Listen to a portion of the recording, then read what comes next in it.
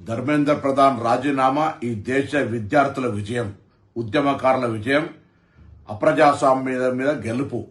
ఈరోజు దిగి వచ్చినటువంటి ప్రభుత్వం రేపు గద్దె దిగక తప్పదు. రాహుల్ గాంధీ గారి పోరాటం, ప్రతిపక్షాల పోరాటం, విద్యార్థుల పోరాటం, దేశవ్యాప్త ఐక్యత, భవిష్యత్తు యువతరంతో ఇటువంటి చెలగాటం ఆడొద్దు అనేటువంటి గుణపాఠం ఈ ప్రభుత్వానికి వచ్చింది. ధర్మేంద్ర ప్రధాన్ రాజీనామా ఈ బీజేపీ ప్రభుత్వ దిగడానికి మొదటి మెట్టు.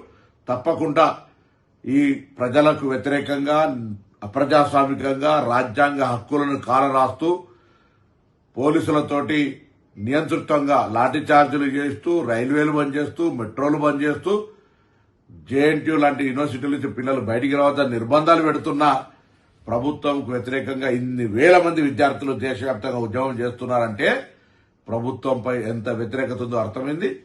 తప్పకుండా ఇప్పటికైనా విద్యార్థి శక్తి మరొకసారి గెలిచిందిగా భావిస్తూ వారందరికీ శుభాకాంక్షలు. ఇది ఆరంభం. తప్పకుండా ఇటువంటి ప్రజా వ్యతిరేక ప్రభుత్వం గద్దె దిగవాక అందరూ కలిసి పోరాడాలని విజ్ఞప్తి చేస్తున్నాను.